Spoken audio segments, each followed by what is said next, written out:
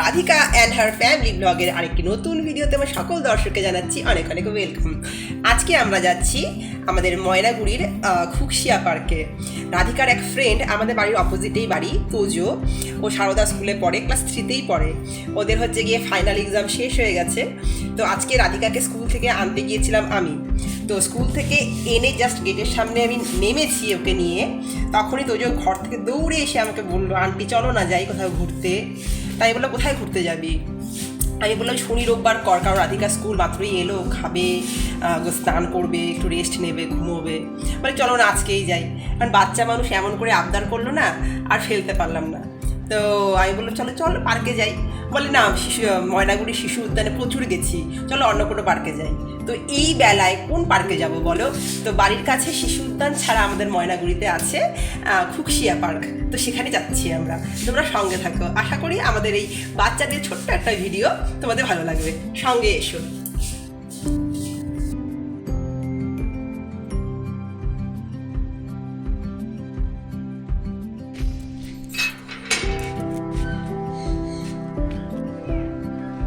এই দেখো, আমাদের বাড়ির ঠিক উল্টো পাশের এই গ্রিন কালারের বাড়িটাই কিন্তু ওদের।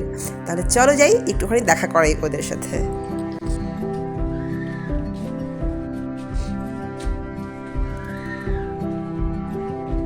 কি জানি, আনন্দে আনন্দে।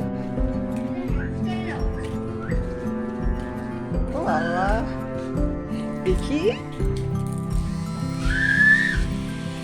দেখুন, এই দেখো তোজোর পাশে আছে মুনের বাড়িও ওদের বাড়ির পাশেই।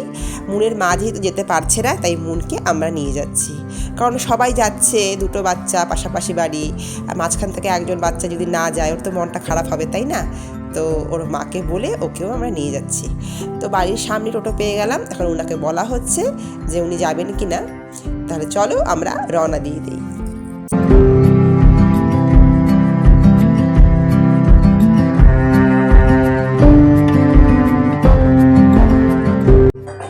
তো আমরা রওনা দিয়ে দিলাম। তো দেখো, দুই বান্ধবী মিলে ভীষণ সুন্দর গল্প করছে, ভীষণ আনন্দ। ঘুরতে পারলে কার না ভালো লাগে, তাই না?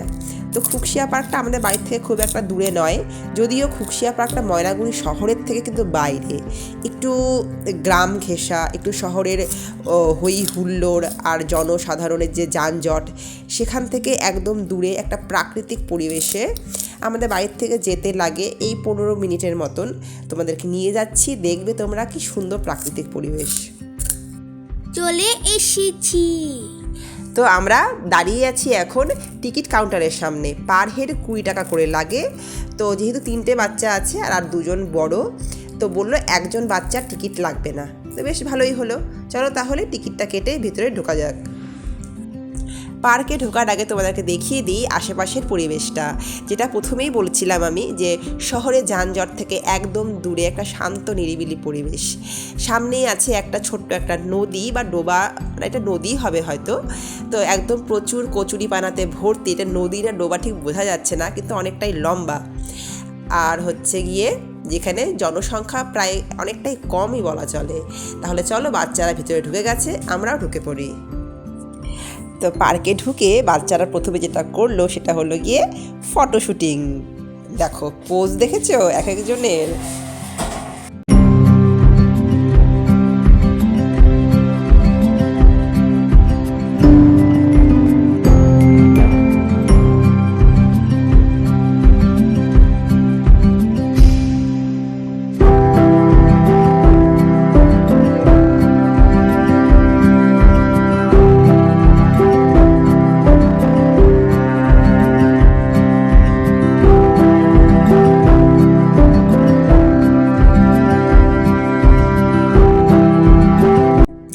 দেখো, হাঁটতে হাঁটতে চলে এলাম পার্কের এমন একটা জায়গাতে যেটা হচ্ছে বিশেষ করে বাচ্চাদের জন্য তৈরি। কিন্তু এখন এসে দেখছি, মানে অনেক অনেক বছর পরে পার্কে এসে দেখছি, পার্কের সেই পুরনো ঐতিহ্য আর নেই।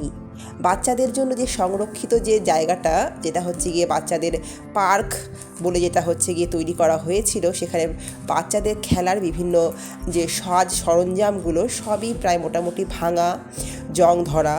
তো কয়েকটা দোলনা ছিল, আর কয়েকটা হচ্ছে গিয়ে মেরিগো রাউন্ড ছিল, আর বাচ্চাদের ওই হাঁসের পিঠে ঘোরানো সবই প্রায় ভেঙেই গেছে।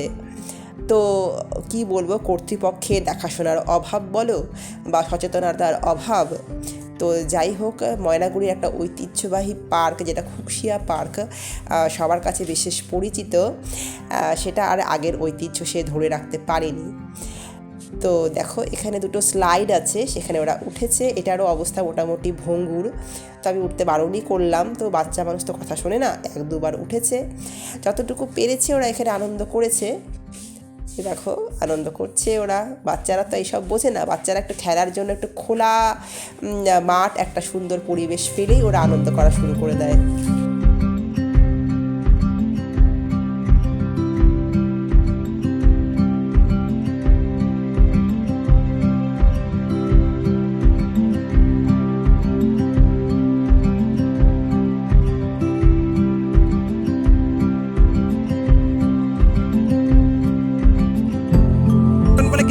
কে ঘুরাবে? আমি ঘুরাই, চলো।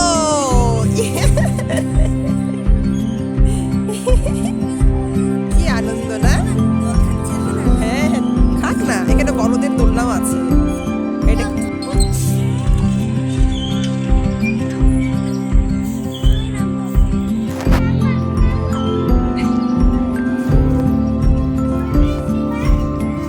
করে ছেলে আর ছেলের মা।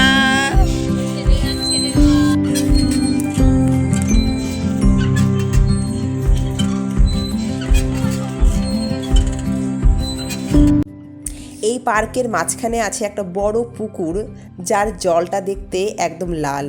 কেন বলো তো? কারণ পুরো জলে লাল শৈবালে একদম ছেয়ে গেছে। চারপাশে ঘিরে রয়েছে খুব সুন্দর সারি সারি থরে থরে সাজানো দেবদারু গাছ। আর এই পার্কে ছিল একটা ঘোড়া, যেখানে বাচ্চারা এসে 10 টাকা টিকিট কেটে সেই ঘোড়ার পিঠে উঠতে পারত। ছিল একটা ফাউন্টেন বা একটা ডান্সিং ফোয়ারা, যেখানে শনি রোববারে বিকেল 5টার থেকে হতো লাইটিং, আর লাইটিংয়ের সাথে তাল মিলিয়ে নাচতো সেই ফোয়ারাগুলো। কিন্তু এখন সেসবই অতীত। তবু কী করব, বাচ্চাদের বায়না। আর বাড়ির কাছের এই একটা শিশু উদ্যান ময়নাগুড়ির, আর এই একটা খুকশিয়া পার্ক, মাঝে মধ্যে আসার ইচ্ছে হয়, কিন্তু এখন আর বাচ্চারাও বলছে যে মা আর এখানে আসবো না। সত্যি যদি এটাকে সংরক্ষণ করা যেত, আজকে খুকশিয়া পার্কটা নিশ্চয়ই আরও বড় একটা পর্যটন কেন্দ্রে পরিণত হলেও হতে পারত। তো তোমরা যারা আসতে চাইছো খুকশিয়া পার্কে, তো একবার আমার ভিডিওটা দেখে চিন্তা ভাবনা করে তবেই এসো, যে এখানে আসতে তোমাদের ভালো লাগবে কিনা। তো যাই হোক, বাচ্চারা যেহেতু এসেছে, তাহলে আরও কিছুক্ষণ ঘুরে তারপর ভাবছি বেরিয়ে যাব।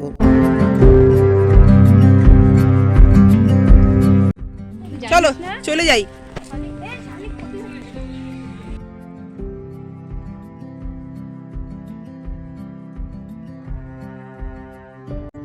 তো ফাইনালি আমরা বেরিয়ে যাচ্ছি। তো হঠাৎ করে প্ল্যান করেই জীবনটা আনন্দ করা যায়।